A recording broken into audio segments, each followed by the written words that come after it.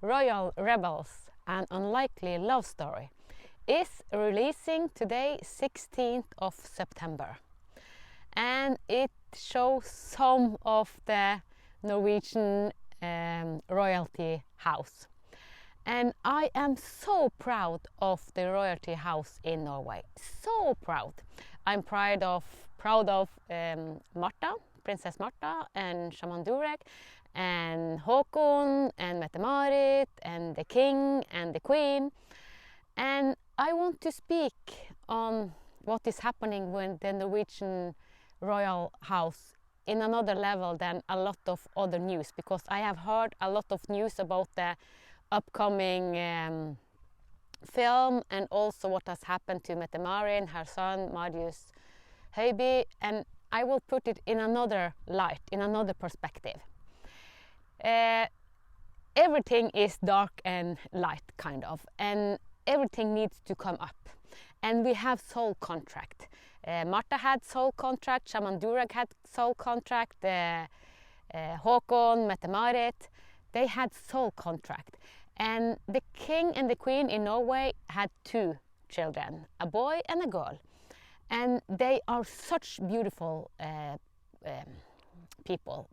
I love that. They bring up so much, and they do their task and their kind of what they signed up for so amazingly. And Märtha and Shaman Durek, they bring up a lot of light, but they trigger a lot of people that live with old consciousness, old programming. So I have heard at the news many saying something about the coming movie, about their wedding and everything, and you have seen a trailer, the sneak peek, like Shaman Durek saying ding ding ding ding ding ding and singing, and some of the Norwegian people are laughing at them. The old programming are laughing, said this isn't properly and it wasn't, we don't understand it. That's one thing, but what Märtha and Shaman Durek really hold, it is the light. It is a love story unlike anything, and I greet them so much for doing this. And then you have the opposite side, Märtha's brother Haakon, and when he married his wife Mette-Marit, I don't remember how many years it was, but it was so much in the news about, oh, he choosing a girl from a normal girl, not with blue blood in her, and she had been into, not directly into drugs, but she had been in a group of youth that tested drugs, and her ex-boyfriend, that is the father of Marius Borg Høiby, he used drugs and he was violent. So she had a past in the violent group, and was it proper for Haakon to marry her? But he did, and we now see that Marius are indicted with 32 criminal charges, violence against girls, and also a lot of other things, for rapes, and it has been a lot of them, but some of it's like they cannot take it all. But what is amazing is that this theme comes up. This theme, sexual abuse, sexual assaultment, and all this violence has been for hundreds of years.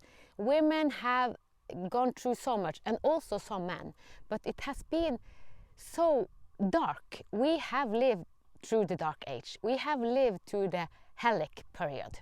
So Marius actually choosing to be the first son of Mette-Marit, and the ancestral stuff from that, because he carry ancestral stuff, all of us do, and the ancestral stuff carry a lot of things. A lot of our ancestors have experienced hunger, poverty, sexual abuse, other abuse, and he really carried big time. And I just read that he was with Haakon watching a movie in Lofoten, not so far from here, having a good time, and just an hour later he raped a girl, and he's now convicted. He has this case against him for this woman, so he has lived a double life. So he is deep program with violence, so much violence. And what is violence? It is trauma. So he has inherited trauma, especially from his father's side. We haven't heard so much about Marius' father and what Mette-Marit carry. I won't go into it. I don't want to say anything. I don't know if she carries something dark, but she have chosen in the subconscious level to bring this up. She has also been into communities and hard lessons. She had a lot of hard lessons before she met Prince Haakon. So I don't know how deep she have worked with herself, but she is invited to work deep, and I'm sure that she have learned a lot from Princess Märtha Louise. So now what I'm talking about this documentary about Shaman, Durek and Märtha before I have seen it. I have only seen the trailer.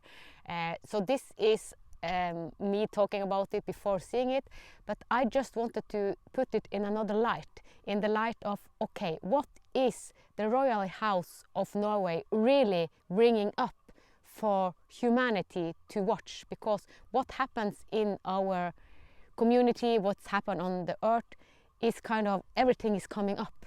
So it is so amazing to see kind of the light and the dark. Really, the Royal House in Norway really mirror this. And someone have said, I have heard news from other countries like, oh, this is the fall of the Norwegian royalty house. Well, I don't think so. They do the task they sign up for. So we have to learn to see from the soul perspective. And now we are in a total different area. We are becoming more light. We are going against more love, like Shaman, Durek and Märtha is showing us. So they are doing it so beautifully, so amazingly. I'm wow. And Märtha, she's so brave. She's one of the most bravest person I've witnessed.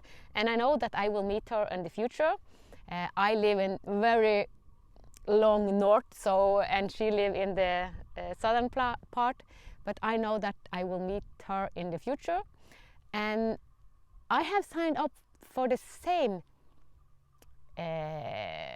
path kind of as Märtha in my term, and we are so many, we are thousands light beings that really have said, I will help Mother Earth and the new consciousness and creating heaven on earth. So I am so proud of being a Norwegian and seeing what our Royal House is bringing up, and also Marius Borg Høiby taking this hard task, learning lessons, and also everyone is watching him.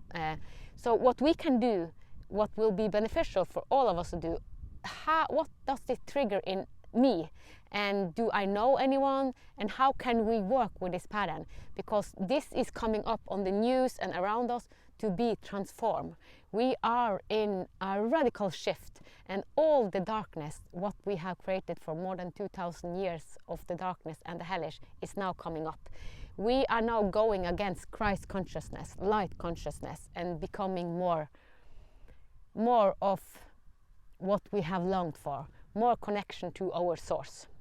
So I just wanted to say this about this documentary. Maybe I will make another video after watching this documentary, but I know that a lot of people have so many opinions about Märtha Louise and Shaman Durek, and of course they are in the front line bringing up the new way of being.